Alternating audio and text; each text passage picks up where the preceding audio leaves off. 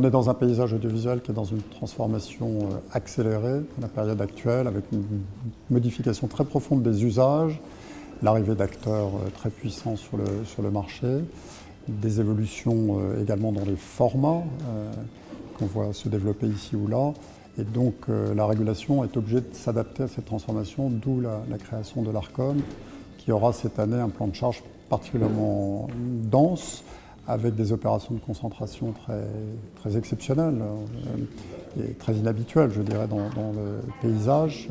Je pense au projet de rapprochement entre TF1 et M6, sur lequel on aura statué à l'automne de cette année, mais aussi à l'OPA du groupe Vivendi sur Lagardère. On a la mise en place de nouveaux champs de compétences. Je pense à la lutte contre le piratage, où le législateur nous a donné des outils juridiques nouveaux, très intéressants, et qui, dans ces premières semaines de mise en œuvre, font une preuve d'efficacité très grande.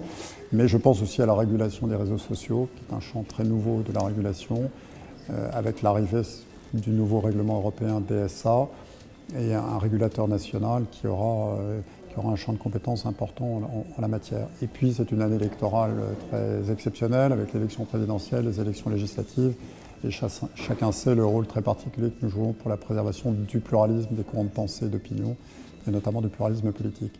Donc c'est une année à la fois de réforme, de création d'une nouvelle institution de régulation moderne, qui épouse vraiment son époque, et une année de densité particulière, compte tenu de l'ampleur des chantiers qui sont devant nous. Pour nous, c'est un enjeu fondamental parce que c'est une régulation très particulière. On est l'une des autorités publiques indépendantes les plus importantes, je crois en importance de taille, la deuxième derrière l'autorité des marchés financiers, mais on a la particularité d'agir dans un champ très exceptionnel, celui d'une liberté publique qui est la liberté de communication.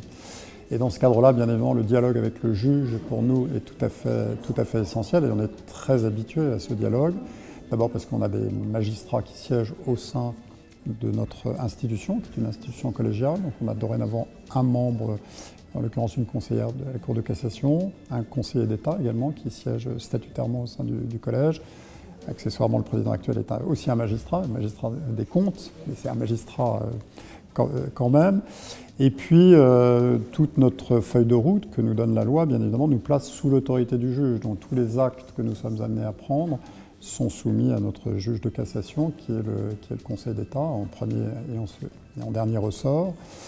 Mais aussi, on est très attentif à la jurisprudence de la Cour de cassation, parce que sur tous les sujets qui touchent à la déontologie des programmes, connaître la sensibilité du juge judiciaire est importante pour nous. Et puis de plus en plus, la CEDH, parce que beaucoup de décisions qu'on est amené à prendre vont devant la CEDH, et les jurisprudences de la CEDH sont importantes pour nous, notamment pour tout ce qui touche à la liberté d'expression. On se réfère beaucoup à ces règles.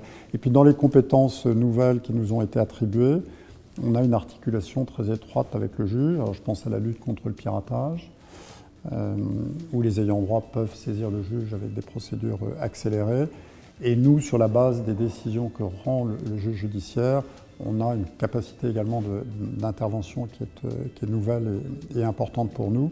Je pense aussi à la protection des mineurs vis-à-vis des sites pornographiques, où on a un dialogue également important qui s'établit avec le juge. J'ai moi-même saisi le juge judiciaire il y a très peu de temps sur ces questions-là.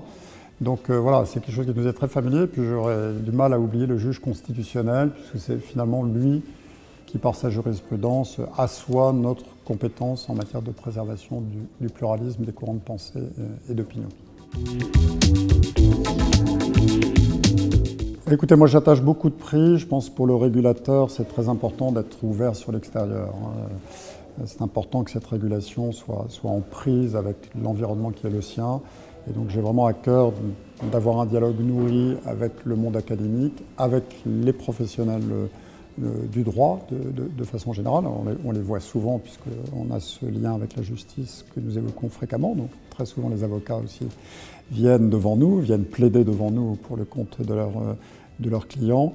Mais en tout cas avoir une régulation qui est en dialogue avec les acteurs, qui est ouvert sur son environnement est un élément très important. On ne régule bien que ce qu'on connaît bien.